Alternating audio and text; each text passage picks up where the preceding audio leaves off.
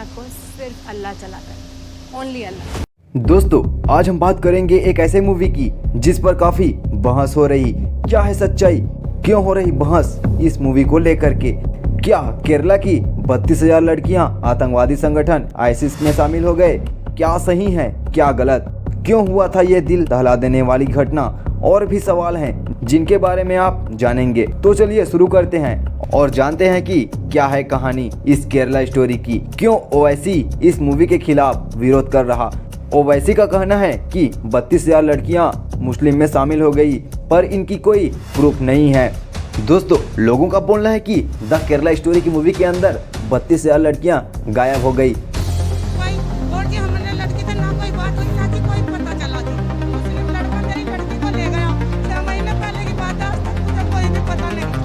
क्या है सच्चाई, क्या सही में ये गायब हुई? और आखिर गायब हुई तो ये गई कहाँ?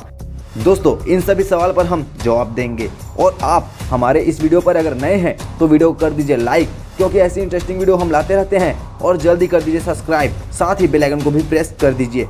इस मूवी के आने से पूरा भारत का नक्शा ही बदल गया। जहां कुछ राज्यों में जैसे यूपी में टैक्स फ्री कर दिया गया, तो वहीं दूसरी तरफ पश्चिम बंगाल में ममता बनर्जी द्वारा इस मूवी को बैन कर दिया गया।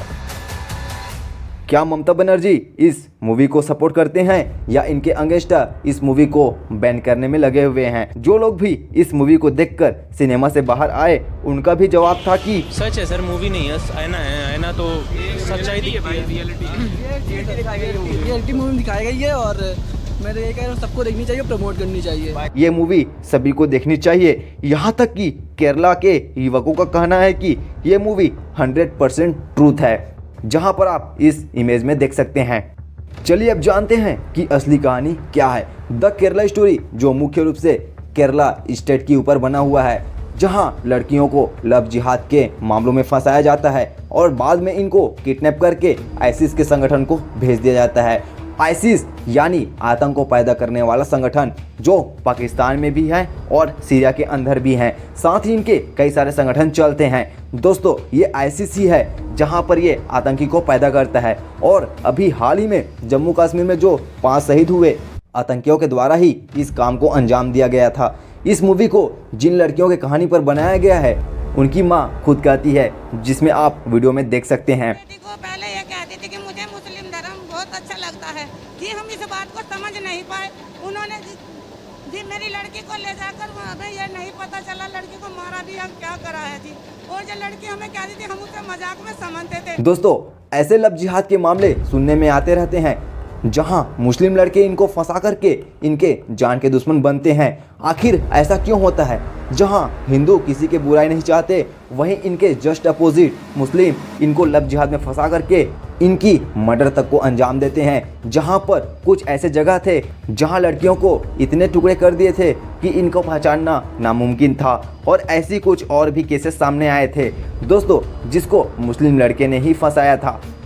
साथ ही कुछ लोगों के द्वारा इस मूवी की प्रमोटिंग भी की जा रही है। आप सभी अपने बच्चों को इस मूवी को जरूर दिखाइए, खासकर अपनी बच्चियों को जरूर दिखाइएगा, ताकि उनको इससे सीख मिले और कभी भी इस चक्कर में ना फंसे। दुनिया भर के अलग अलग न्यूज चैनलों पर इस मूवी की ढेरों बातें सामने आ रही है, जहां बताया जा रहा है कि इस मूवी की कहानी सच्ची है। यह मूवी लड़कियों को जागरूक करने के उद्देश्य से बनाया गया है।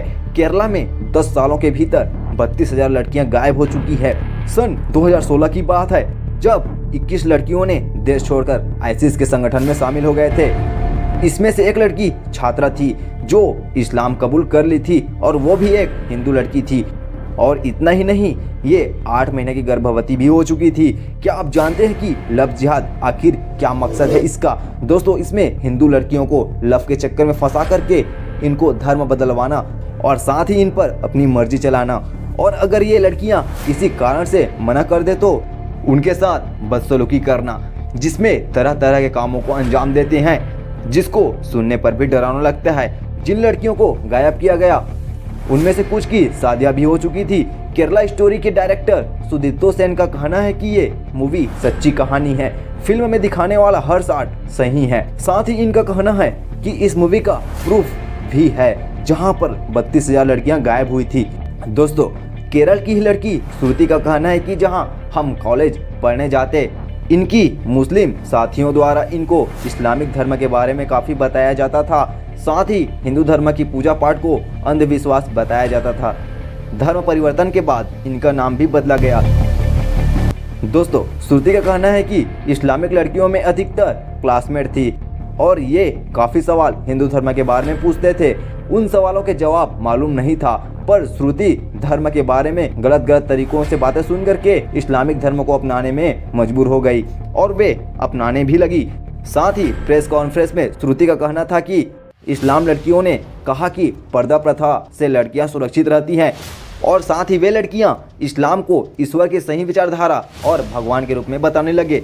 दोस्तों, श्रुति ने कहा कि इस्लाम की लड़कियां यह भी कहती थी हिंदू में जो त्यौहार होता है उसमें लड़कियां लड़के आपस में मिलने का ये एक बस बहाना होता है। इस तरह से वे अपने धर्म को अच्छे से एक्सप्लेन करती थी, जिसमें श्रुति प्रभावित हो गई।